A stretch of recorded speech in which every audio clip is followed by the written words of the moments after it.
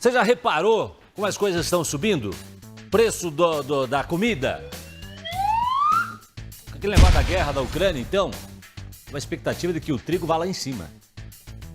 E aí fica mais caro fazer o pãozinho que o brasileiro tanto ama.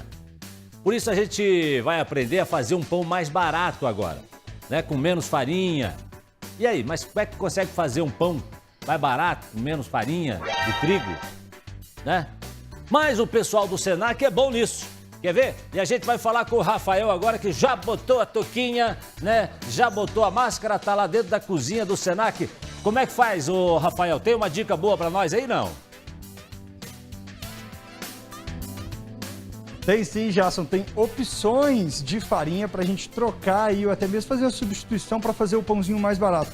Pra você ter uma ideia, nos últimos 12 meses, aumentou 15% o valor do pãozinho. E sempre a gente encontra o quilo dele aí mais de R$10 nas padarias. A Débora Borba é instrutora do Senac. Seja bem-vinda aqui ao Balanço Geral. Você vai mostrar pra gente que tem opções de fazer um pãozinho mais barato, né? Sim, nós temos essa disponibilidade de substituição de algumas farinhas, não integralmente, mas em proporções. Aqui a gente vai trabalhar com a própria farinha de trigo e vamos mesclar farinha de milho flocada e o próprio fubá para baixar o custo desse pão. Já que a farinha de trigo tá cara, você mistura com as outras e sai o pão do mesmo jeito. Isso, exatamente. Então a gente já pode começar aqui direto com a farinha de trigo, farinha de milho flocada, o nosso fubá. E junto a isso a gente vai acrescentar um pouco de açúcar para a gente conseguir fazer o processo de fermentação. Fermento biológico seco, vamos trabalhar. Água. Um pouquinho de levain, que é um fermento natural, que a gente vai acrescentar essa massa para dar mais sabor. E também vai entrar aqui sal e a nossa gordura. Estou trabalhando com óleo de soja, porque é mais barato, para a gente baixar o custo desse pãozinho também. Mexe tudo. Vamos mexer, incorporar todo esse líquido a essas farinhas e vamos deixar depois primeiro processo de fermentação. Após 30 minutos, a gente já pode modelar esses pãezinhos e colocar numa forma que vai direto ao forno. A gente vai conseguir deixar ele modeladinho, conforme a gente tem os prontos aqui. E fazer o processo de cocção. A gente vai assar esses pães. Pensando em assar... Tem alguma dica para fazer, já te cortando aqui, tem alguma dica, o jeito certo de amassar ou é igual amassar pão de queijo mesmo? É igual amassar o pão tradicionalmente em casa, né? Eu preciso juntar toda essa farinha que entrou seca aqui naquela quantidade de líquido que eu tenho disponível. O cálculo a gente tem que fazer conforme a quantidade de farinha, então a gente trabalha com porcentagem. Geralmente vamos trabalhar com 65% de hidratação. Essa hidratação entra como água e gordura, aqui a gente entrou com óleo e água para fazer esse processo. E aí depois de amassar, demora mais ou menos quanto tempo? Aí você faz aquela bolinha do formato do pão e põe para assar. Isso, mais ou menos uns 30 minutos a primeira fermentação. Daí a gente vai modelar, separar em frações. Esse pãozinho que tá aqui a gente vai fracionar em 250 gramas. E depois ele vai ter que ter um segundo crescimento. Então são 2 momentos para crescer esse pão, para daí então ele entrar no forno e fazer a cocção. A cocção dele vai ser em forno, temperatura alta, mais ou menos 180 graus a 200 graus, por mais ou menos 1 hora. Em casa a gente consegue chegar nesse resultado. Você tá vendo aí? Essa é a parte mais difícil, você tá até meio cansada aí, né, Débora? Porque tem que fazer força, gente, não tem como. Eu preciso liberar o glúten dessa farinha, e se eu não tiver essa ação e fazer essa força, eu não vou conseguir ter esse resultado. Então o pessoal de casa tem que amassar bem. Tem que amassar, deixa pra fazer academia quando vai fazer o pãozinho em casa. Esse é aquele pão que a vovó fazia, né? Aquele pão que tem um gosto até mais especial. Jasson, lembra desse pão aí que a vovó fazia? Eu lembro da sua pão. época, né? A minha avó fazia. Aliás, eu quero falar uma coisa pro senhor, viu, senhor Rafael? O senhor falou aí amassar igual pão de queijo. Sabe por que ele falou que é pão de queijo? Porque ele é mineiro. Ele é mineiro. Tem que amassar igual pão de queijo, que nem a massa pão de queijo. Porque geralmente em casa a gente costuma fazer pão de queijo, não pão. Mas eu vou contar um negócio pro senhor. A minha avó também era mineira, viu? Minha avó também era mineira, então era gostoso. Eram gostosos os pães que a minha... e tem mais um detalhe.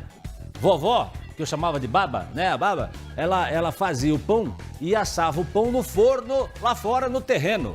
Sabe, Daí é outro nível, sabe aquele né? forno que fazia fora? Isso. Né? Sei. Aí fica melhor ainda. Hoje existem os fornos elétricos e tal, e tudo mais. Ah, mas Enfim. é outro nível.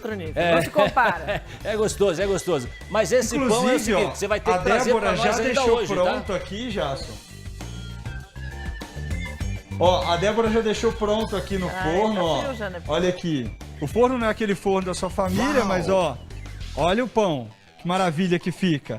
E aí, esse pão, então, ele é um pão, parece uma broa, mas é um pão, né, Débora? Pão. Determinada proporção das farinhas que entram vai dizer se ele é um pão ou é uma broa. Em alguns casos, as pessoas não conhecem muito ao certo o termo broa, então a gente chama de pão de milho. E esse pão tem uma durabilidade boa. Ele consegue durar até 3 dias. Vamos falar aí o preço, Débora. Quanto que sai um pãozinho desse, de acordo com todos esses ingredientes que você usou?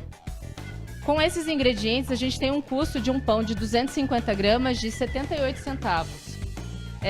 Se calcular a hora gás, né, que é conforme o estabelecimento ou conforme a casa que faz a utilização, ele tem um acréscimo de até 32 centavos.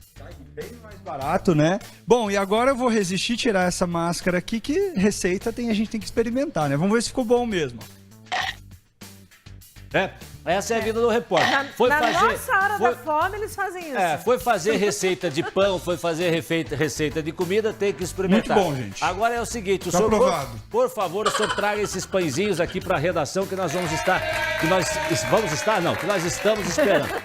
Eu quero agradecer o pessoal do Senac e quero pedir também para o Rodrigo Sigmura, viu, Burigo? Vamos pedir para o Rodrigo colocar essa receita aí no portal Rick Mais. Né? Então, para quem não pegou aí, pegar essa receita aí no portal Rick Mais depois, tá bom? É só você acessar. A galera aqui, todo mundo... Quem gostou? Soraya, o pessoal que tá no YouTube, todo mundo adorou essa... Ó, aqui em Curitiba, sabe quanto tá o PG, vai estar lá completinha essa receita. Legal. Aqui em Curitiba, o quilo do pão tá R$12,50, é isso, Burigo? 12? Nossa. R$12,49 o mais barato. Então, talvez a dica seja fazer um pãozinho em casa. Mas estão me contando aqui que já tem a 15,16. A 15,16 o quilo do pãozinho aí, né? Então, é uma dica importante para você. E, ó, infelizmente, né, doutora Márcia? Infelizmente, tudo indica que o trigo, né, deve subir ainda mais, né? E as coisas devem subir ainda mais. Então é importante a gente começar a receber essas dicas, entender e estar preparado para enfrentar aí um possível momento que talvez possa vir um pouco mais de dificuldade financeira, econômica e tal. Dicas importantes, obrigado pessoal do Senac, que mais uma vez participou com a gente aqui do Balanço Geral. Pessoal sempre dispostos a compartilhar aí o conhecimento com o público aqui do Balanço Geral.